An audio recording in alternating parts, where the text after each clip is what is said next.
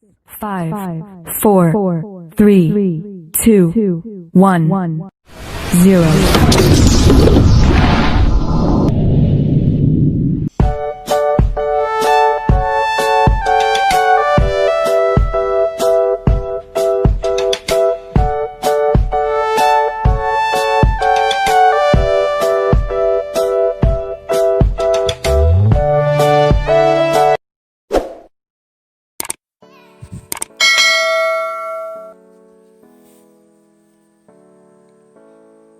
Halo semuanya, Assalamualaikum warahmatullahi wabarakatuh. Pada kesempatan kali ini, kita akan belajar pada tema 6, panas dan perpindahannya, subtema 2, perpindahan kalor di sekitar kita, dan kita sampai pada pembelajaran keempat. Anak-anak sekalian, sebelum kita mulai pembelajaran kita, jangan lupa untuk berdoa terlebih dahulu. Anak-anak sekalian, masih ingatkah kalian peristiwa terjadinya angin laut dan angin darat yang dimanfaatkan oleh para nelayan untuk melakukan kegiatan mereka? Sekarang coba perhatikan gambar berikut. Para nelayan kembali ke pantai ketika matahari telah naik pada siang hari.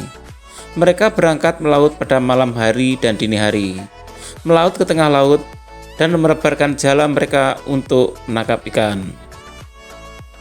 Ketika mereka telah menyentuh bibir pantai pada siang hari, mereka akan disambut oleh para nelayan lain untuk membantu menggeser perahu mereka ke daratan. Beberapa rekan nelayan lainnya akan membantu nelayan penangkap ikan itu untuk menurunkan hasil tangkapannya, sedangkan nelayan yang lain membereskan peralatan penangkap ikan. Begitulah keseharian kegiatan para nelayan yang biasanya hidup berkelompok dalam sebuah perkampungan atau desa nelayan. Lalu kemanakah hasil tangkapan ikan tersebut dibawa? Untuk mengetahuinya, mari kita lanjutkan pembelajaran kita berikut ini. Kehidupan nelayan di Indonesia. Para nelayan dan pedagang ikan bertemu di sebuah tempat pelelangan ikan di salah satu tempat di Banda Aceh, Provinsi Nangro Aceh, Darussalam.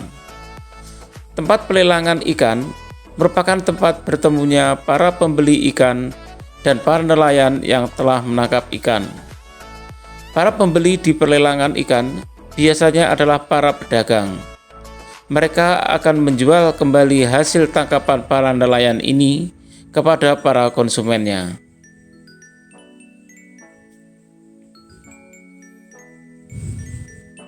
Tempat pelelangan ikan ramai setiap hari pada musim tangkap ikan.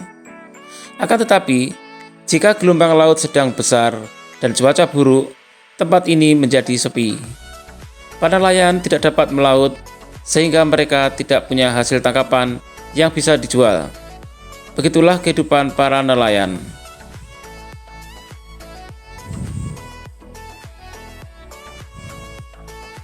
Para nelayan juga harus memelihara laut tempat mereka mencari ikan.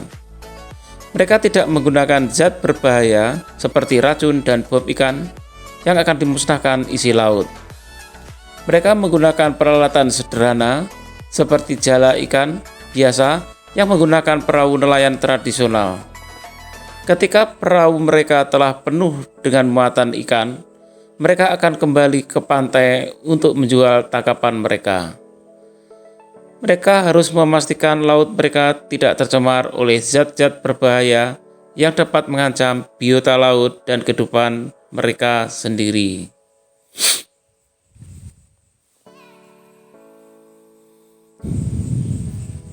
Kehidupan para nelayan diwarnai dengan serangkaian kegiatan yang telah diturunkan dari nenek moyang mereka.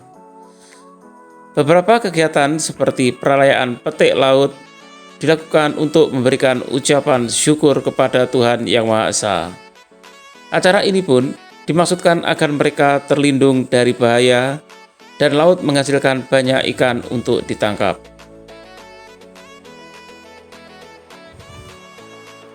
Anak-anak sekalian, berdasarkan data tersebut, kita dapat memberikan hal-hal penting yang terdapat pada setiap paragraf. Berikut ini beberapa hal penting dari bacaan pada setiap paragrafnya.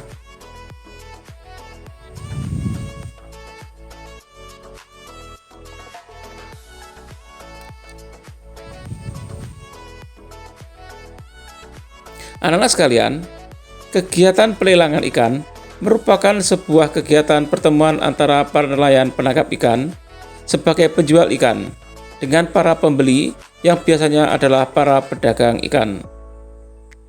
Dalam pelelangan ikan, para pembeli akan melakukan penawaran kepada langsung yang dibantu oleh juru lelang.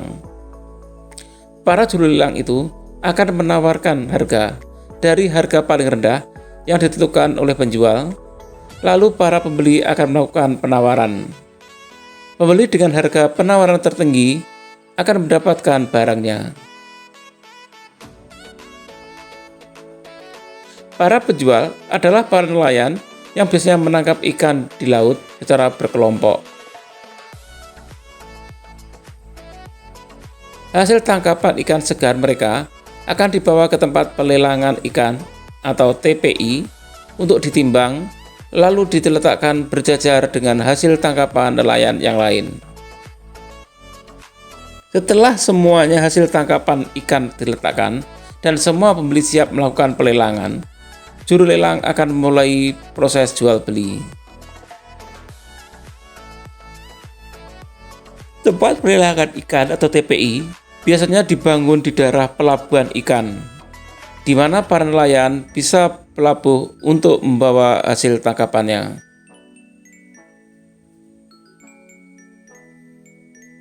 Pembeli ikan di tempat pelelangan biasanya adalah pedagang besar yang akan menjual kembali lelang ikan ke pasar-pasar.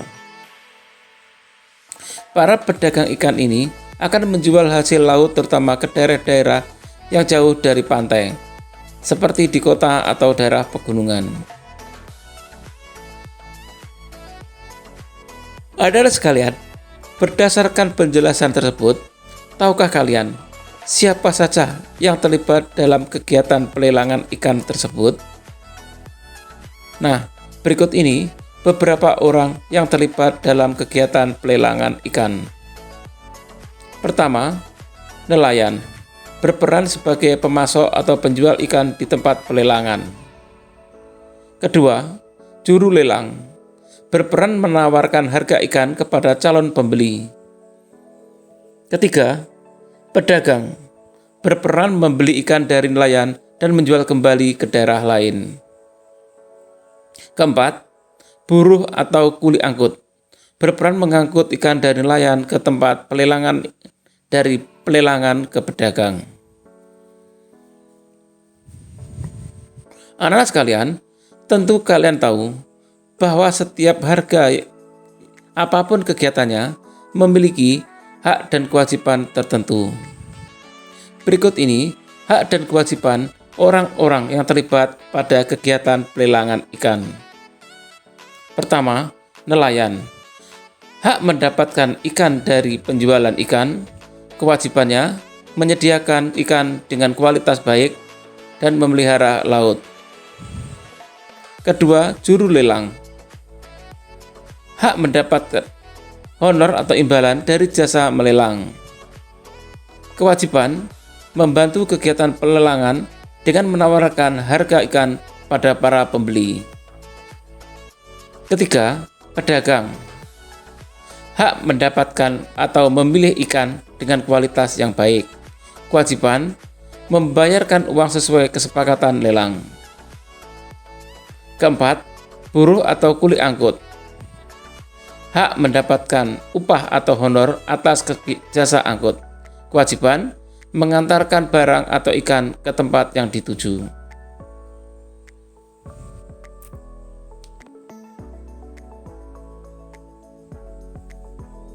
Demikian tadi anak-anak sekalian pembelajaran kita pada tema 6, subtema 2, dan pembelajaran keempat.